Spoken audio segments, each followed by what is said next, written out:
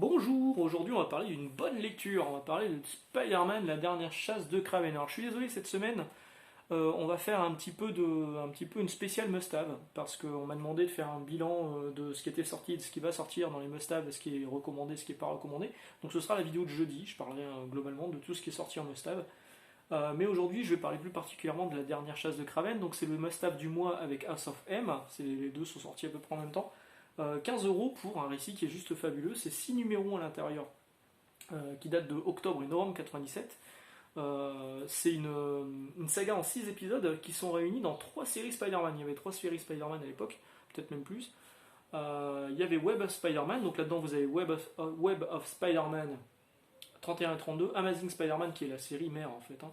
La série principale 293 et 294, c'est dur, et Spectacular Spider-Man 131 et 132. Donc c'est 6 chapitres par le même scénariste, par le même dessinateur. Le scénariste c'est John Mark de Matisse, John Mark c'est plutôt la classe.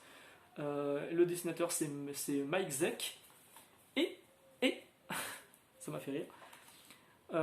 L'ancrage c'est Bob McLeod, comme Connor McLeod, aucun rapport fils unique. Et les couleurs sont de Janet Jackson. Alors je ne pense pas, je vous arrête tout de suite, je pense pas que ce soit la Janet Jackson sœur de Michael, mais bon, c'est plutôt rigolo de voir ça. Alors, encore une fois, dans cette collection, il y a pas mal d'éditorial qui expliquent bien, parce qu'il y a souvent il y a un rapport avec des épisodes de Captain America qui étaient aussi scénarisés par De Matisse et dessinés par Mike Zeck. Donc on y fait référence quelquefois dans le récit, mais tout est bien réexpliqué dans l'introduction et dans les coulisses à la fin du bouquin. Donc vous ne serez pas perdu, vous pouvez y aller. Franchement, vous pouvez y aller. Si vous n'avez qu'un must-have à acheter ces derniers mois, c'est vraiment celui-ci, parce que c'est un récit culte. En fait, donc là, ça date de 87. De Matisse le scénariste John Mark, avait une idée de scénario dans la tête depuis un moment, à savoir un vilain qui prenait la place d'un super-héros. Le super-héros était mort ou tout le monde pensait qu'il était mort.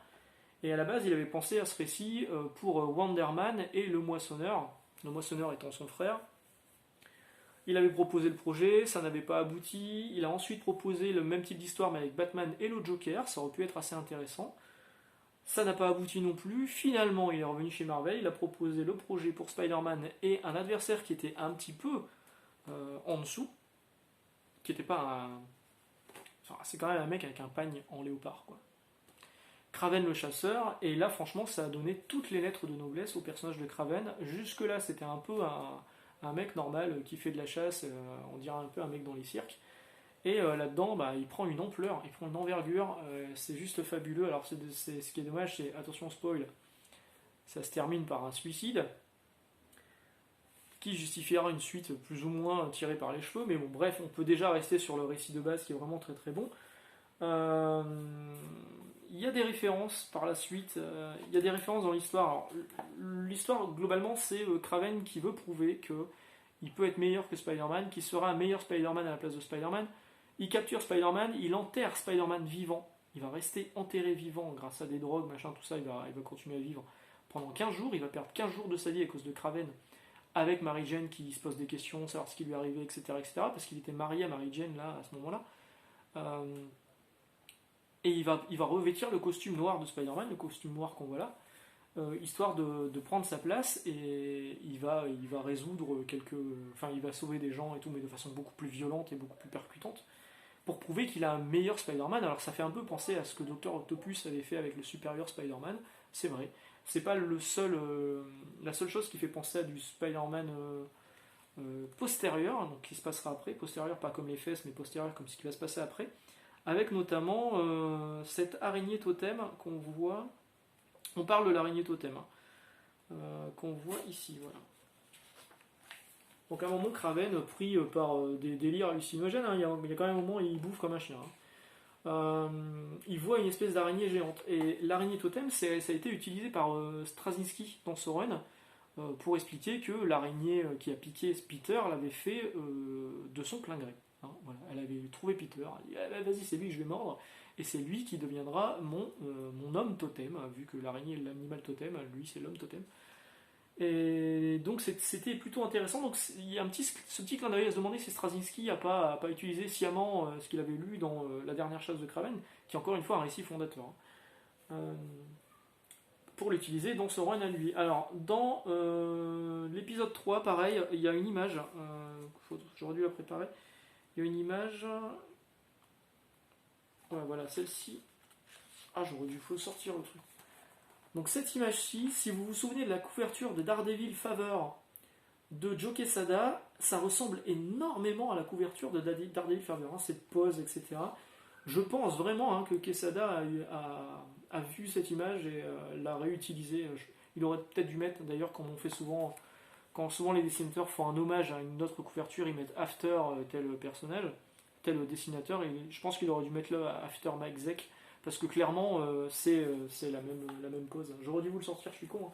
Les Daredevil sont à l'autre bout de la pièce, donc là je vais pas la sortir dans ma collection pour vous montrer.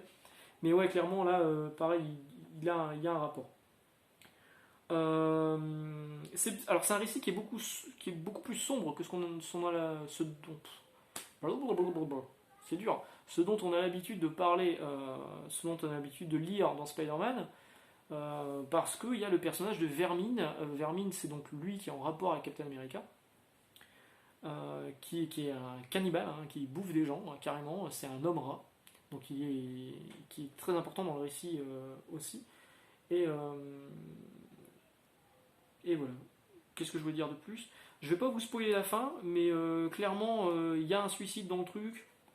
De toute façon, je pense que vous connaissez un peu l'histoire, elle est déjà assez classique comme ça.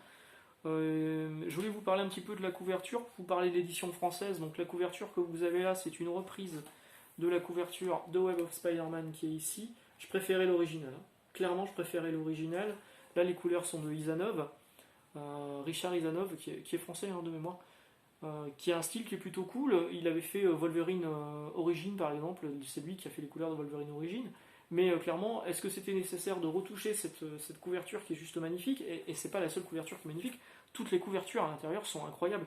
Le style de Mike Zeck, même si ça date de la fin des années 80, je le trouve pas daté. Franchement, j'ai passé un super bon moment à le relire. J'ai trouvé ça vraiment top.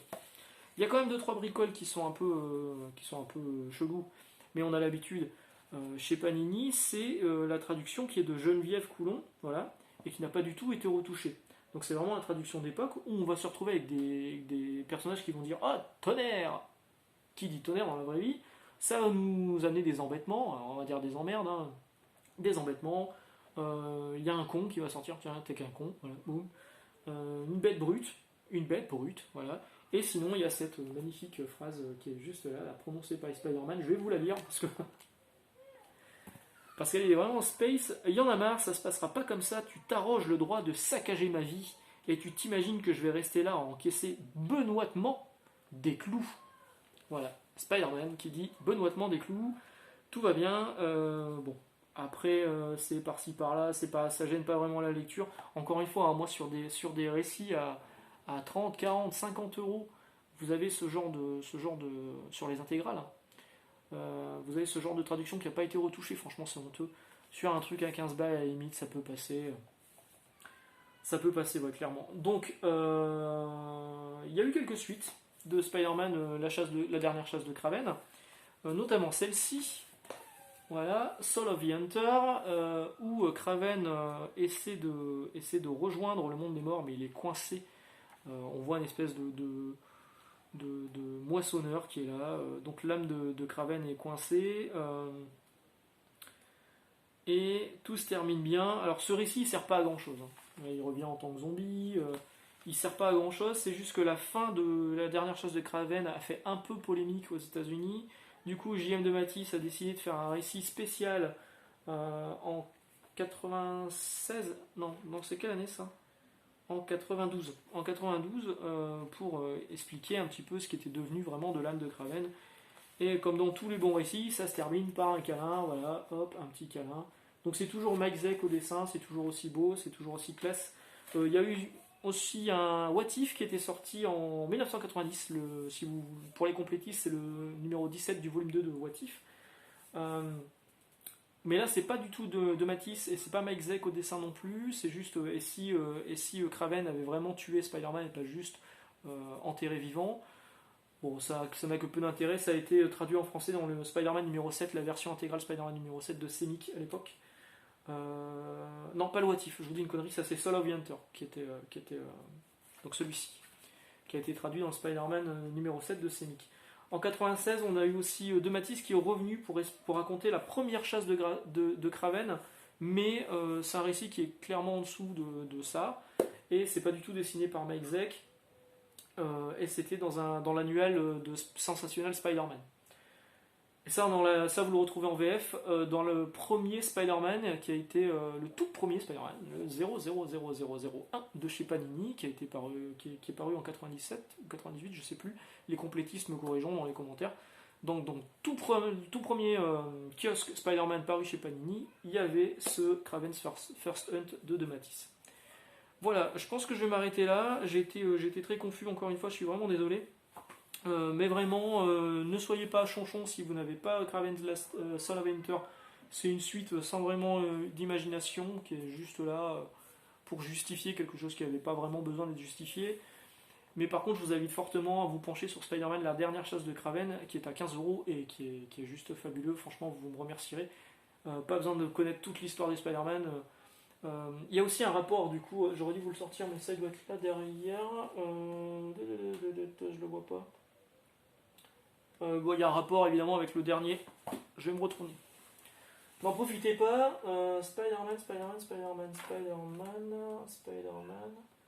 Antide. Hop, il est là. Donc il y a un rapport avec Chasser, c'est traduit en Chasser en France, qui est Kraven qui a été là, parce qu'effectivement Kraven revient à la vie à un moment. Et là, dans Chasser, il va lui arriver de nouveau des bricoles, mais il a un fils, et ça boucle un peu le truc. Même si c'est pas de Matisse au scénario, c'est Nick Spencer, je trouve que c'est un bel hommage à ce qui avait été fait sur Kraven, la dernière chasse de Kraven. Voilà, sur ce on se retrouve jeudi, on parlera des must-have, une vidéo qui sera sans doute un peu plus longue, et puis je vous souhaite une excellente journée et d'excellentes lectures. Ciao!